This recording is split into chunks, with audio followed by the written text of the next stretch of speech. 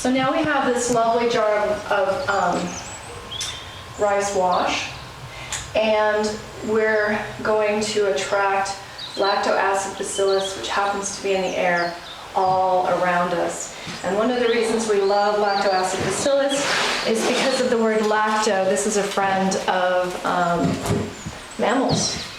This is inside of our bodies, this is inside of our breast milk, this is inside of our digestive system. This is a very friendly, very powerful anaerobic bacteria that is considered almost like first defense when you're using it, because it'll literally go in and sort of populate everything and has this life-friendly quality about it.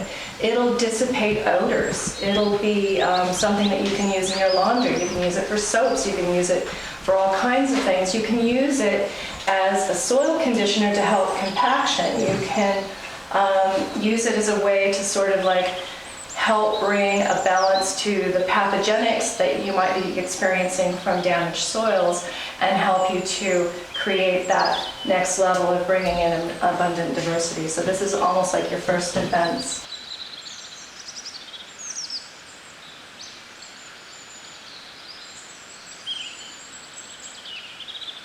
So we're gathering it from the air. It's going to be populating this along with other different types of strains of things. So this is only the first step in what's called a lab. The next step for this is going to go to milk. So when we've populated this with the lactobacillus and other types of indigenous microorganisms, when we put it in milk, that's its preferred environment. So it's only going to populate out into the milk, and that's where you get your selective lactobacillus, because you've now given it the food it wants past the carbos. You've given it the milk.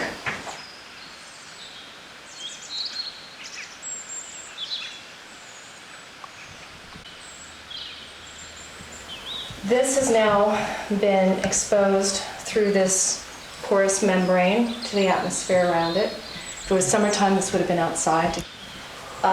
This, which maybe is like, I don't know, I feel happy about that. That looks like a 10th to me. I like to put it in first and then pour the milk in, and you also want your milk at room temperature because these are living organisms. So you want to give them the conditions they like and not shock them with cold. So, and I pour the milk in because that way I'm not having to use a utensil to stir it, which has the capacity to be contaminated.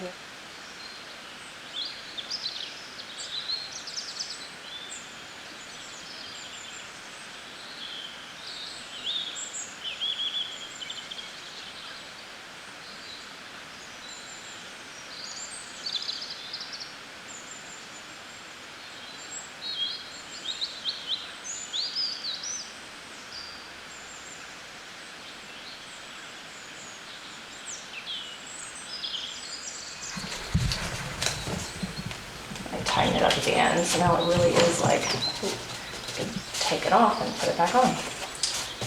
There we go. So we'll choose a place in the kitchen. It's nice and warm. In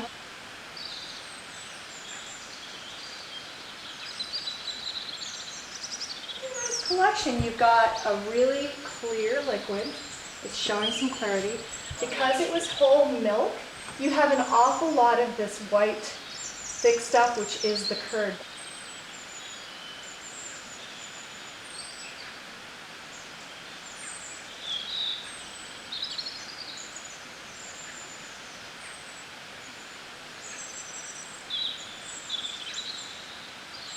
Lacto acid, it's a form of lacto acid, so forget this part. I just decided to do it differently. So I'm just going to do this and just very gently pour off and see what happens. See if I'm getting the kind of separation I want. And yeah, I feel good about it. I'm looking at my liquid, I'm making sure that it's clear and not cloudy.